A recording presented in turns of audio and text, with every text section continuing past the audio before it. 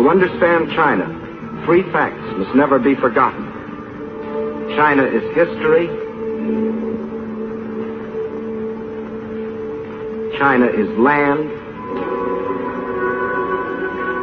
China is people. Chinese history goes back for more than 4,000 years. That's a long time. It was only 168 years ago that Washington crossed the Delaware.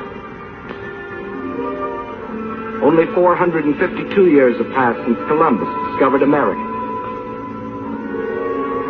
It's 1,500 years since the world saw the fall of the ancient Roman Empire. 3,400 years have gone by since Moses received the Ten Commandments. 3,700 years have passed since the pyramids were built. But more than 4,000 years ago, the Chinese Empire was already in existence. And more important, so was the Chinese civilization, a civilization of art and learning and peace. Yes, China is history. And China is also land. More land than the entire continent of Europe. A third larger than the United States. And rich in raw materials. This vast area consists of China proper and 4 outer provinces. To the north is Manchuria. Huge and desolate, but abounding in raw materials. Next to Manchuria are Mongolia and Xinjiang. Here lies the Gobi Desert, a vast plateau twice the size of Texas, inhabited by nomad tribes who lead their camel caravans back and forth over ancient trade routes. To the west is Tibet, the icy roof of the world, its borders encompassing the eastern end of the Himalayan mountains. The mystery land that few have entered.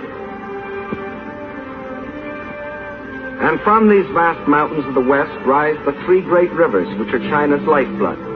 The northernmost of these is the Huanghe, the Yellow River, often known as China's Sorrow because of its frequent flooding.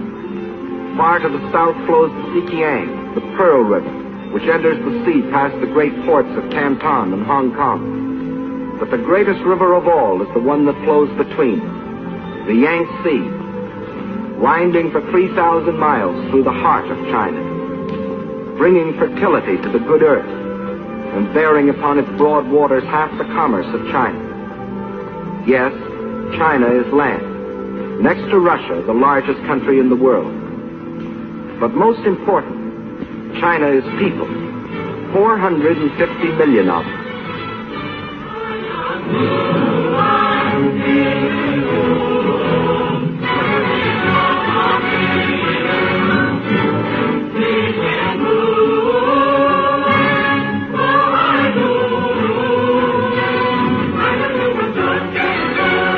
The whole population of China were to walk past you, 4 abreast, there would never be an end to the procession, for new Chinese would be born and would grow up before the last man could pass by.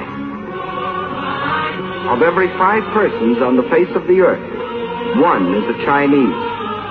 And since 1/5 of all the human beings in the world are Chinese, we should know what sort of people they are. Well, in all their 4,000 years of continuous history, they have never waged a war of conquest. They're that sort of people. They developed the art of printing from movable type. They invented the mariner's compass, without which no ocean could be crossed. They were among the first astronomers, and their observations of the stars and planets made possible the accurate measuring and recording of time. They are that sort of people. And why do we call our dishes China?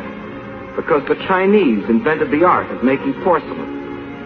And as we all know, they invented gunpowder, not as a weapon of war, but to celebrate their holidays and religious festivals. And it was one of China's great philosophers who, 500 years before the birth of Christ, gave mankind these words: "What you do not want done to yourself, do not do to others." They are that sort of people, enriching the world in which we live.